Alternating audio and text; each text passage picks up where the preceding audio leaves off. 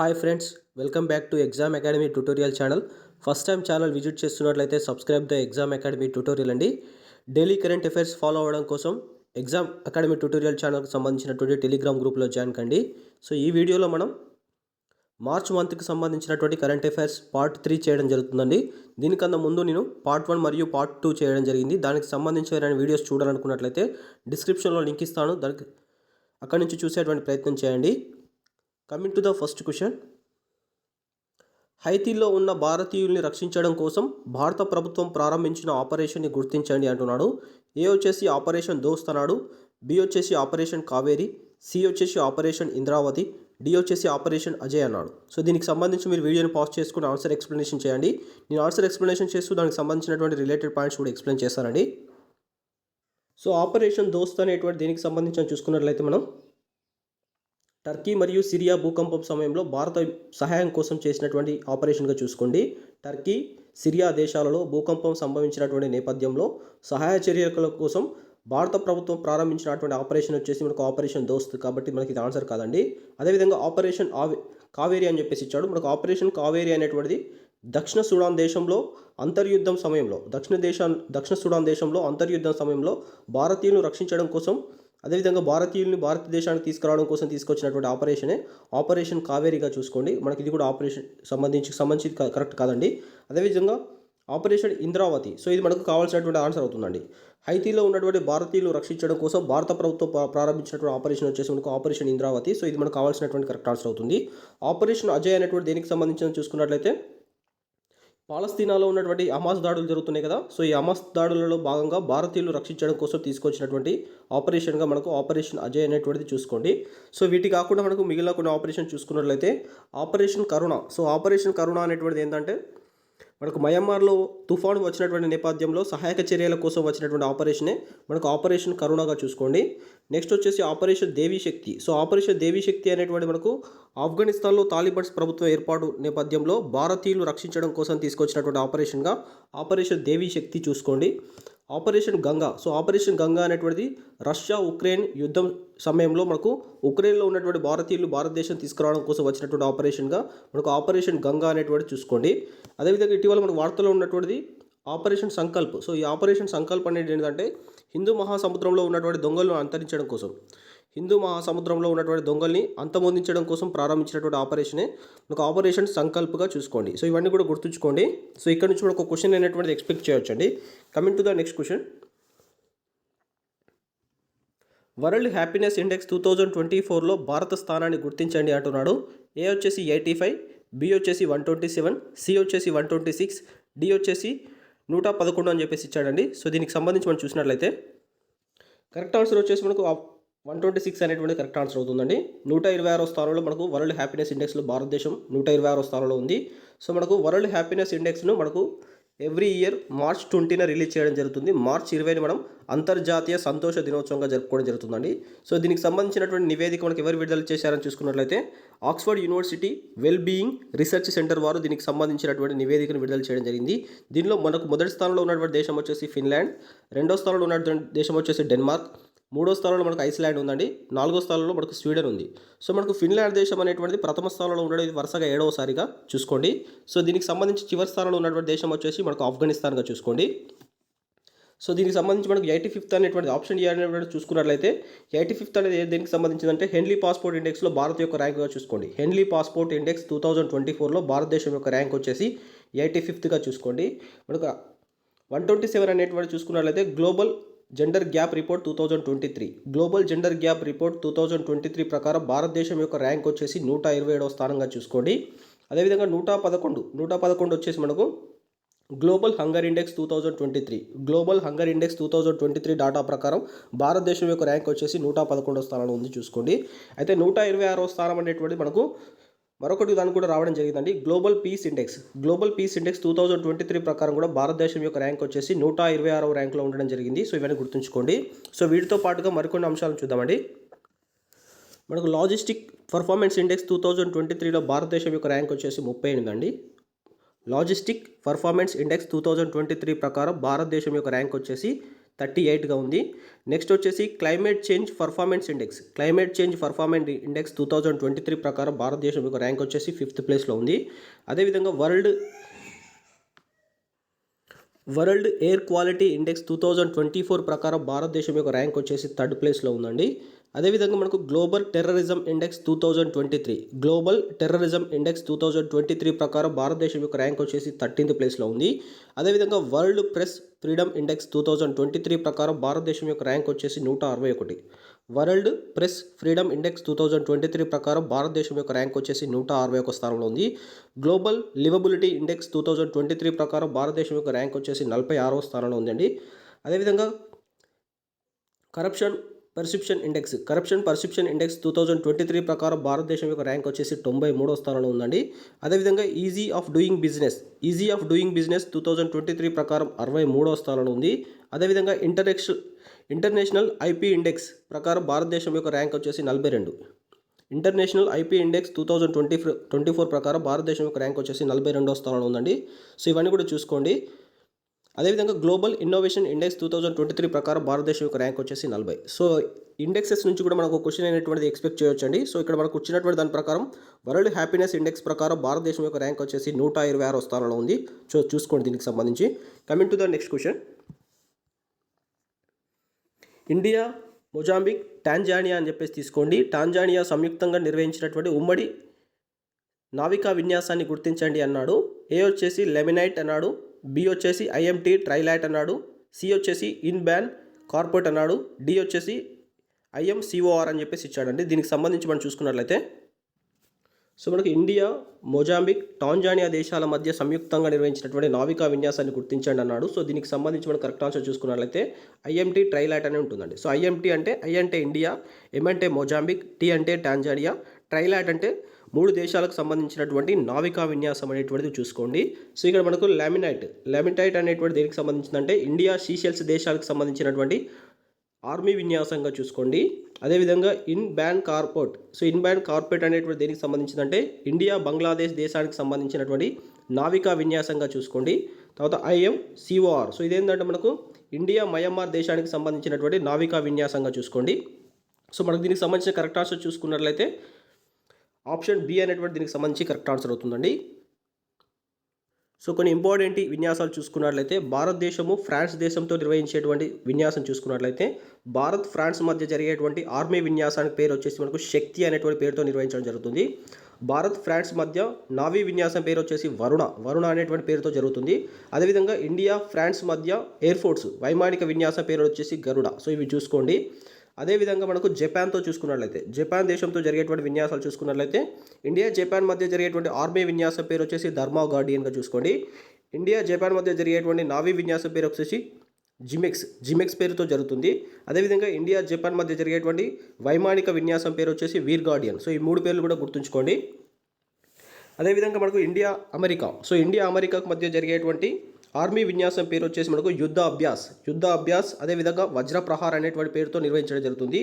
అదేవిధంగా India, America మధ్య navy విన్యాసం పేరు వచ్చేసి మనకు మలబార్ అనేటువంటి పేరుతో జరుగుతుంది. సో ఈ పేర్లు కూడా గుర్తుంచుకోండి. అదేవిధంగా ఇండియా, యూకే మధ్య జరిగేటువంటి ఆర్మీ విన్యాసం పేరు వచ్చేసి మనకు అజయ్ వారియర్ అనేటువంటి పేరుతో జరుగుతుంది. అదేవిధంగా ఇండియా, యూకే మధ్య జరిగేటువంటి నావీ విన్యాసం పేరు వచ్చేసి కొంకణ్ విన్యాసంగా చూసుకోండి. అదేవిధంగా ఇండియా, యూకే మధ్య జరిగేటువంటి ఎయిర్ ఫోర్స్ విన్యాసం పేరు వచ్చేసి మనకు ఇంద్రధనస్. సో ఈ విన్యాసాలు అన్నిటి కూడా గుర్తుంచుకునేటువంటి ప్రయత్నం చేయండి. ఇక్కడ నుంచి మన క్వశ్చన్ అనేటువంటి ఖచ్చితంగా ఎక్స్పెక్ట్ చేయొచ్చండి. Coming to the next question. సరికాని వాక్యాన్ని గుర్తించండి అంటున్నాడు. స్టేట్మెంట్ 1 వచ్చేసి చంద్రుడి ఆవలి వైపుకు క్యుకియావ్ 2 ఉపగ్రహాన్ని చైనా ప్రయోగించిందన్నాడు. సెకండ్ స్టేట్మెంట్లో పుష్పక్ విమానం ద్వారా రీయూజబుల్ లాంచ్ వెహికల్ని విజయవంతంగా ఇస్రో ప్రయోగించిందన్నాడు. థర్డ్ స్టేట్మెంట్లో నిసార్ ఉపగ్రహాన్ని భారత్, రష్యా సంయుక్తంగా తయారు చేశాయన్నాడు. 4 వచ్చేసి చంద్రయాన్ 3 ల్యాండింగ్ ప్రదేశాన్ని శివశక్తిగా ఇంటర్నేషనల్ ఆస్ట్రానామికల్ యూనిట్ వారు గుర్తించారని చెప్పేసి ఇచ్చాడు. మనం దీనికి సంబంధించి కరెక్ట్ ఆన్సర్ చూసుకున్నట్లయితే సో సరికాని వాక్యాన్ని గుర్తించండి అంటున్నాడు. చంద్రుని యొక్క ఆవలి వైపుకు క్యుకియావ్ 2 ఉపగ్రహాన్ని చైనా ప్రయోగించిందని చెప్పేసి ఇచ్చాడు. మనకు ఫస్ట్ స్టేట్మెంట్ అనేటువంటిది కరెక్ట్ అవుతుంది. సో మనకు లాంగ్ మార్చ్ 8 అనేటువంటి వాహక నౌక ద్వారా ఈ యొక్క సమాచార ఉపగ్రహమైనటువంటి క్యుకియావ్ 2 అనేటువంటి దానిని చైనా ఇటీవల ప్రయోగించడం జరిగింది. మనకు ఫస్ట్ స్టేట్మెంట్ కరెక్ట్ అవుతుంది.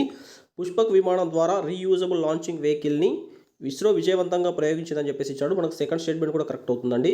ఈ యొక్క పుష్పక్ విమానం ద్వారా రీయూజబుల్ లాంచింగ్ వెహికల్ని ప్రయోగించినటువంటి ఇస్రో ఇది మనకు ఇలా ప్రయోగించడం ఇది వరుసగా రెండోసారి అని చెప్పేసి చూసుకోండి. ఇది మనకు ప్రయోగం ఎక్కడ జరిగిందని చూసుకున్నట్లయితే కర్ణాటకలో ఉన్నటువంటి చిత్రదుర్గ వద్ద జరిగింది. సో మనకి ఈ యొక్క పుష్పక్ విమానం ఎప్పుడు తయారు చేశారని చూసుకున్నట్లయితే మనకు 2016లో తయారు చేశారండి. దీన్ని కూడా చూసుకోండి. నిసార్ ఉపగ్రహాన్ని భారత్ రష్యా సంయుక్తంగా తయారు చేశాయన్నాడు. మనకి ఈ స్టేట్మెంట్ రాంగ్ అవుతుందండి. సో దీని ప్రకారం మనం చూసుకున్నట్లయితే నిసార్ అంటే నాసా ఇస్రో సింథటిక్ అపార్చిక్ రాడర్ అనేటువంటి దీని యొక్క అబ్రివేషన్గా చూసుకోండి. ఇది మనకు భారత్ మరియు అమెరికా సంయుక్తంగా తయారు చేసింది. దీనిని 2024 ఏప్రిల్ చివరి వారంలో ప్రయోగించాలని చెప్పేసి లక్ష్యంగా పెట్టుకోవడం జరిగిందండి. సో మనకు ఓవరాల్గా థర్డ్ స్టేట్మెంట్ రాంగ్ అవుతుంది. చంద్రయాన్ 3 ల్యాండింగ్ ప్రదేశాన్ని శివశక్తిగా మనకు ఇంటర్నేషనల్ ఆస్ట్రానమికల్ యూనిట్ గుర్తించిందని చెప్పేసి ఇచ్చాడు. మనకి ఈ స్టేట్మెంట్ కూడా కరెక్ట్ అవుతుంది. సో మనకు చంద్రయాన్ 3 2023లో ప్రయోగం చేశాము. 2023 ఆగస్టు 23న మనకు చంద్రుని పైన దక్షిణ ధ్రువం పైన సాఫ్ట్ ల్యాండింగ్ చేసినటువంటి తొలి దేశంగా భారతదేశం అవతరించడం జరిగింది. సో నేను చంద్రయాన్ 3కి సంబంధించి సపరేట్ వీడియో కూడా చేయడం జరిగింది. దానికి ఏమైనా చూడాలనుకున్నట్లయితే నేను డిస్క్రిప్షన్లో లింక్ ఇస్తాను, అక్కడి నుంచి చూసేటువంటి ప్రయత్నం చేయండి. సో ఇక్కడ దీని ప్రకారం మనం చూసుకున్నట్లయితే రాంగ్ స్టేట్మెంట్ కాబట్టి నిసార్ అనేటువంటిది మనకు థర్డ్ స్టేట్మెంట్ రాంగ్ అవుతుంది కాబట్టి దీనికి సంబంధించి కరెక్ట్ ఆన్సర్ అనేటువంటిది మనకు ఆప్షన్ 3 అవుతుందండి. Coming to the next question. 2024 Abel prize విజేతను గుర్తించండి అంటున్నాడు. ఏ వచ్చేసి జాన్ పియర్ సర్రే ఇచ్చాడు, బి వచ్చేసి లూయిస్ క్యాఫరెల్లి, సి వచ్చేసి మిచెల్ తలెగ్రాడ్, డి వచ్చేసి డెనిస్ సులివన్ అని చెప్పేసి ఇచ్చాడు. సో దీనికి సంబంధించి మనం చూసినట్లయితే సో మనకు 2024 అబెల్ ప్రైజ్ విజేత చూసుకున్నట్లయితే మనకు మిచెల్ తలెగ్రాండ్ అండి. సో మిచెల్ తలెగ్రాండ్కి ఈ యొక్క అవార్డు రావడం జరిగింది. ఇతడు మనకు నేషనల్ సెంటర్ ఆఫ్ సైంటిఫిక్ రీసెర్చ్లో మనకు పనిచేస్తున్నటువంటి గణిత శాస్త్రవేత్తగా చూసుకోండి. నార్వే దేశానికి చెందినటువంటి వ్యక్తి. సో ఇది మనకి ఎవరు ఇస్తారని చూసుకున్నట్లయితే అబెల్ ప్రైజ్ వచ్చేసి Norwegian academy of sciences and letters వాళ్ళు మనకు ఇవ్వడం జరుగుతుంది. ఇది మనకి ఎప్పటి నుంచి ఇస్తున్నారని చూసుకున్నట్లయితే 2002 నుంచి ఈ యొక్క అవార్డు ఇవ్వడం జరుగుతుంది. సో దీనికి సంబంధించి దీన్ని గణితంలో నోబెల్ బహుమతిగా దీన్ని పరిగణించడం జరుగుతుందండి. సో 2002లో దీనికి సంబంధించినటువంటి తొలి విజేత ఎవరంటే మనకు Jean Pierre Serre. So Jean Pierre Serre తొలి విజేతగా ఉన్నాడు. సో మనకు లూయిస్ క్యాఫరెల్లి చూసుకున్నట్లయితే మనకు 2023లో విజేతగా చూసుకోండి. మనకు డెనిస్ సులివన్ అనేటువంటి వ్యక్తి మనకు 2022లో దీని యొక్క విజేతగా చూసుకోండి. 2022లో డెనిస్ సులివన్, అదేవిధంగా 2023కి వచ్చేసి లూయిస్ క్యాఫరెల్లికి రావడం జరిగింది. మనకు మొదటి విజేత వచ్చేసి జాన్ పియర్ సర్రేగా చూసుకోండి. సో మనకు అబెల్ ప్రైజ్ విజేత అయినటువంటి తొలి ఆసియావాసి భారతదేశానికి చెందినటువంటి వ్యక్తి మనకు 2007లో వచ్చిందండి. శ్రీనివాస వర్ధన్కి మనకు అబెల్ ప్రైజ్ వచ్చినటువంటి తొలి ఆసియావాసి లేదా తొలి భారతీయుడుగా చూసుకోండి. శ్రీనివాస వర్ధన్ 2007 సంవత్సరంలో రావడం జరిగిందండి. Coming to the next question. Phone tapping క్రింది ఏ చట్టం ఆధారంగా చేయవచ్చు అని చెప్పేసి ఇచ్చాడు. ఏ వచ్చేసి TRAI telecom regulatory authority of India 1997, B వచ్చేసి ఐటీ యాక్ట్ 2000, సి వచ్చేసి ఇండియన్స్ వైర్లెస్ టెలిగ్రాఫ్ యాక్ట్ అన్నాడు, డి వచ్చేసి 1933 ఇండియన్ టెలిగ్రాఫ్ యాక్ట్ అని చెప్పేసి ఇచ్చాడు. సో దీనికి సంబంధించి మనం చూసుకున్నట్లయితే సో మనకు ఫోన్ ట్యాపింగ్ అనేటువంటి ఇటీవల వార్తల్లో నిలిచింది కాబట్టి మనకు ఫోన్ ట్యాపింగ్ చేయవచ్చా లేదా అనేటువంటి అంశం మనం పరిశీలించినట్లయితే దేశ సమైక్యత సమగ్రతకు భంగం వాటిల్లేటువంటి సందర్భాల్లో తప్ప మరి ఏ ఇతర సందర్భాల్లో మనకు ఫోన్ ట్యాపింగ్ చేయడానికి అవకాశం ఉండదండి.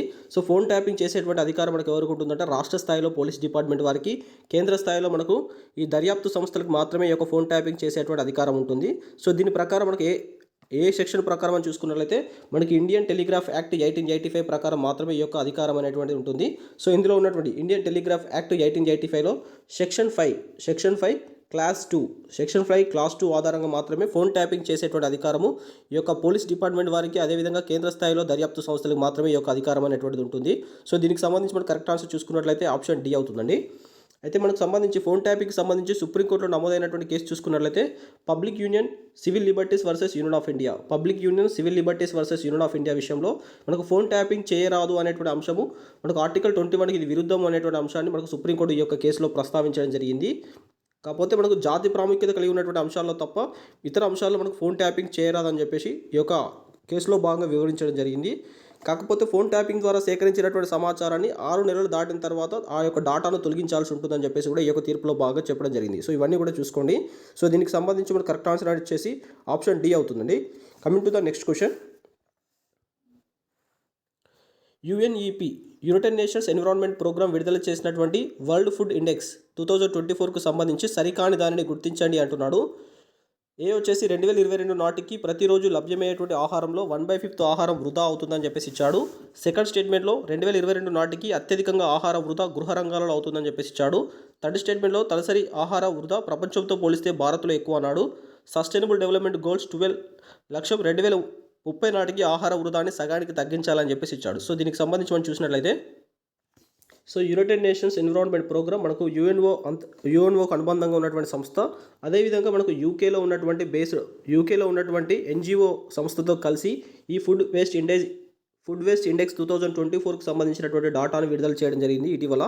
సో దానికి సంబంధించి సరికాని దాన్ని గుర్తించినట్లయితే మనకు 2022 నాటికి ప్రతిరోజు లభ్యమయ్యేటువంటి ఆహారంలో 1/5 ఆహారం వృధా అవుతుందని చెప్పేసి ఇచ్చాడు. మనకు ఫస్ట్ స్టేట్మెంట్ కరెక్ట్ అవుతుందండి. సో ఇప్పటి వరకు మనకు ప్రొడ్యూస్ అయ్యేటువంటి ఆహారం మనకు 100% ఉన్నట్లయితే దాంట్లో 20% అనేటువంటి ఆహారం వృధా అవుతుందని చెప్పేసి ఇవ్వడం జరిగింది. ఫస్ట్ స్టేట్మెంట్ కరెక్ట్ అవుతుంది. సో ఈ ఆహార వృధా ఎక్కువ మనం చూసుకున్నట్లయితే ఉష్ణోగ్రత ఎక్కువగా ఉన్నటువంటి దేశాలలోనే మనకు ఆహార వృధా ఎక్కువగా అవుతుందని చెప్పేసి కూడా ఈ యొక్క స్టేట్మెంట్ ఇవ్వడం జరిగింది. 2022 నాటికి అత్యధికంగా ఆహార వృధా గృహ రంగాల్లో అవుతుందని చెప్పేసి ఇచ్చాడు. మనకు సెకండ్ స్టేట్మెంట్ కూడా కరెక్ట్ అవుతుందండి. సో గృహ రంగాల్లో మనకు 60% ఆహారం వృధా అవుతుందని చెప్పడం జరిగింది. అదేవిధంగా మనకు ఫుడ్ సర్వీసెస్లో 28% వృధా అవుతుంది. అదేవిధంగా రిటైనింగ్లో మనకు 12% ఆహారం వృధా అవుతుందని చెప్పేసి ఈ యొక్క డాటాలో చెప్పడం జరిగింది. తలసరి ఆహార వృధా ప్రపంచంతో పోలిస్తే భారత్లో ఎక్కువ అన్నాడు. సో ఈ స్టేట్మెంట్ రాంగ్ అవుతుందండి. సో ప్రపంచంలో మనకు తలసరి ఆహారంలో వృధా 79 కేజీలు అయితే భారతదేశానికి సంబంధించినటువంటి విషయంలో 55 కేజీల ఆహారం వృధా అవుతుంది. అంటే తలసరి వినియోగంలో ఆహార వృధా అనేటువంటిది ఒక సంవత్సరానికి తీసుకున్నట్లయితే ఒక వ్యక్తి ప్రపంచవ్యాప్తంగా ఒక సంవత్సరంలో 79 కేజీల ఆహారాన్ని వృధా చేస్తే భారతదేశం విషయంలో 55 కేజీల ఆహారాన్ని ఒక వ్యక్తి వృధా చేస్తున్నాడు. కాబట్టి ఓవరాల్గా మనకు థర్డ్ స్టేట్మెంట్ రాంగ్ అవుతుంది. సస్టైనబుల్ డెవలప్మెంట్ 12 లక్ష్యం 2030 నాటికి ఆహార వృధాను సగానికి తగ్గించాలని చెప్పేసి ఇచ్చాడు. మనకి ఈ స్టేట్మెంట్ కరెక్ట్ అవుతుంది. మనకు సస్టైనబుల్ డెవలప్మెంట్ గోల్స్ 12లో ఏమని ఉంటుందంటే ప్రొడక్షన్ అనేటువంటిది రెస్పాన్సిబిలిటీగా ఉండాలి. అదేవిధంగా కన్సంప్షన్ అనేటువంటిది కూడా రెస్పాన్సిబిలిటీగా ఉండాలి. అంటే తయారీ అనేటువంటిది బాధ్యతాయుతంగా ఉండాలి. అదేవిధంగా వినియోగం అనేటువంటిది కూడా బాధ్యతాయుతంగా ఉండాలని చెప్పేసి మనకు సస్టైనబుల్ డెవలప్మెంట్ గోల్స్ 12లో ఉంటుంది కదా. అది మరి దాని ప్రకారం ఆహార వృధాన్ని సగానికి తగ్గించాలని చెప్పేసి అందులో లక్ష్యంగా పెట్టుకోవడం జరిగింది. సో దీని ప్రకారం మనం చూసుకున్నట్లయితే కరెక్ట్ ఆన్సర్ వచ్చేసి మనకు ఆప్షన్ సి అనేటువంటి దీనికి సంబంధించి కరెక్ట్ ఆన్సర్ అవుతుందండి. సో మనకు మార్చ్ 30ని మనం ఎలా సెలబ్రేట్ చేసుకుంటామంటే ఇంటర్నేషనల్ డే ఆఫ్ జీరో వేస్టేజ్గా మనం మార్చ్ 30ని సెలబ్రేట్ చేసుకుంటామండి. సో దీన్ని కూడా చూసుకోండి. Coming to the next question.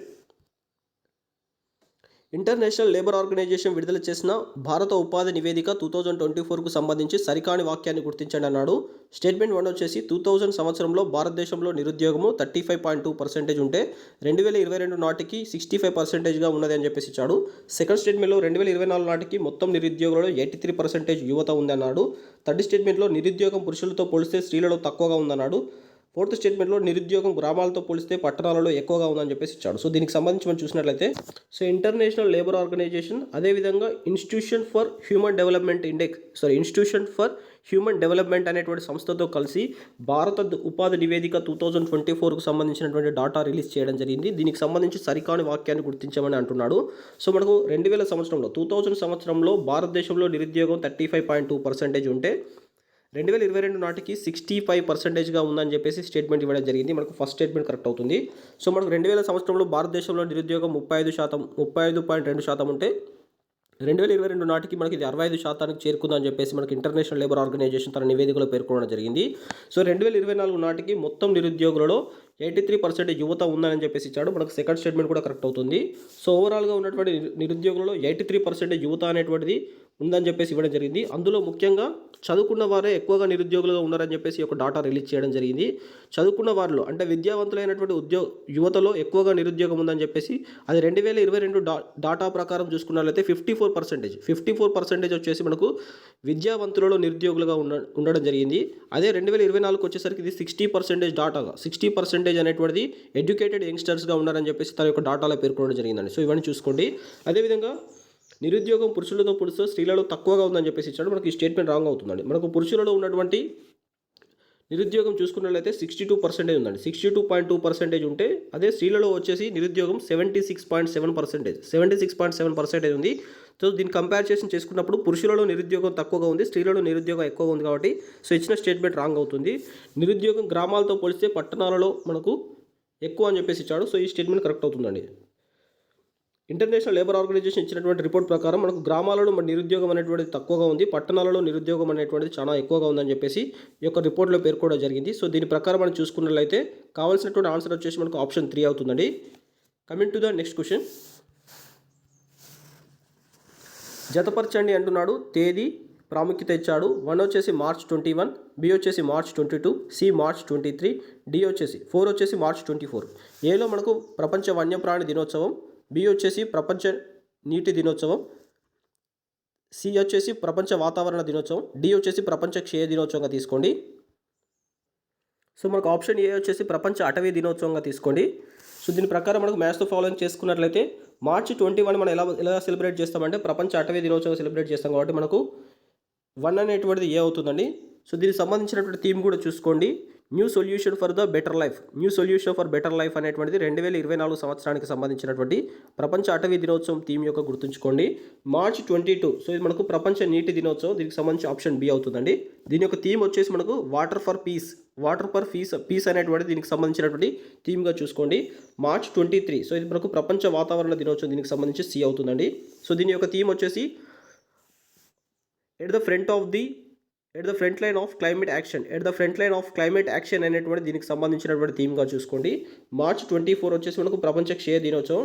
So దీనికి సంబంధించిన థీమ్ వచ్చేసి yes we can end TB అని చెప్పేసి దీని యొక్క థీమ్గా చూసుకోండి. మనకు 2025 నాటికి టీబీని 0 టీబీ దేశంగా భారతదేశం అవతరించాలని చెప్పేసి లక్ష్యంగా పెట్టుకోవడం జరిగిందండి. సో ఇక్కడ ఉన్నటువంటి ఇంపార్టెంట్ డేస్ వాటి యొక్క థీమ్స్ గుర్తుంచుకోండి. మనకు 1A అవుతుంది, 2B, 3C, 4D కాబట్టి ఆప్షన్ ఏ అనేటువంటి దీనికి సంబంధించి కరెక్ట్ ఆన్సర్ అవుతుందండి. సో మనకు మార్చ్ 20, సో మార్చ్ 20 మనం ఎలా జరుపుకుంటామంటే ప్రపంచ పిచ్చుకల దినోత్సవంగా జరుపుతాము. సో దీని యొక్క థీమ్ వచ్చేసి love sparrow, I love sparrow, we love sparrow అనేటువంటిది దాని యొక్క థీమ్గా చూసుకోండి. I love sparrow, we love sparrow అనేటువంటిది 2024కు సంబంధించినటువంటి పిచ్చుకల దినోత్సవం యొక్క థీమ్గా చూసుకోండి. దీనికి సంబంధించినటువంటి కరెక్ట్ ఆన్సర్ వచ్చేసి మనకు ఆప్షన్ ఏ అవుతుందండి. Coming to the next question. ICAR నివేదిక ప్రకారం చేపల వినియోగంలో సరికాని అంశాలు గుర్తించండి అంటున్నాడు. 1 వచ్చేసి గత 15 సంవత్సరాలలో చేపల వినియోగం 81% పెరిగిందని చెప్పేసి ఇచ్చాడు.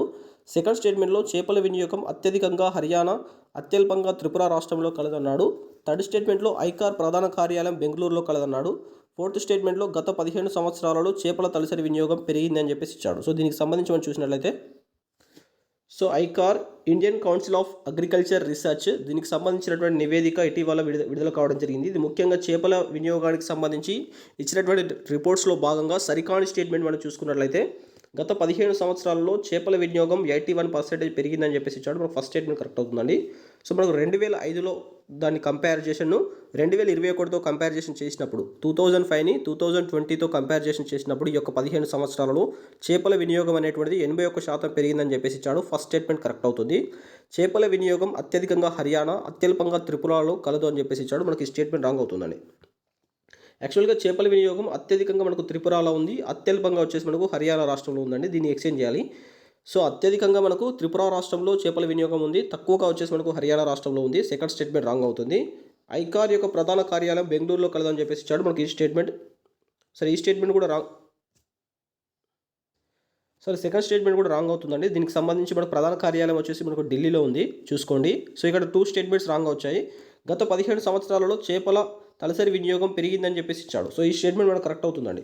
మనకు 2005లో తీసుకున్నట్లయితే తలసరి వినియోగం ఎలా ఉందంటే 4.9 kgs ఫర్ 1 పర్సన్ ఉన్నాయండి. ఒక సంవత్సరంలో 4.9 kgల చేపలు తినేవారని చెప్పేసి ఉంది. కాకపోతే అది 2020-21 డాటా ప్రకారం చూసుకున్నట్లయితే 8.89 kgs for consumption of 1 year అనేటువంటిది ఉంది. కాబట్టి చేపల వినియోగం గత 17 సంవత్సరాల్లో కంపారిజేషన్ చేసినప్పుడు పెరిగింది. సో ఇది కూడా గుర్తుంచుకోండి. సో ఇచ్చిన దాంట్లో మనకు 2 స్టేట్మెంట్స్ రాంగ్గా ఉన్నాయి. సో దీనికి సంబంధించి మనకు ఆప్షన్ 2 కావచ్చు, ఆప్షన్ 3 ఈ 2 స్టేట్మెంట్స్ కూడా కావచ్చు అండి. సో ఇది చూసుకోండి. ఈ వీడియోలో మనం మార్చ్ మంత్కి సంబంధించినటువంటి క్వశ్చన్స్ అనాలిసిస్ చేయడం జరిగింది. ఫస్ట్ టైం ఛానల్ విజిట్ చేస్తున్నట్లయితే subscribe the exam academy tutorial channel. Thank you all అండి.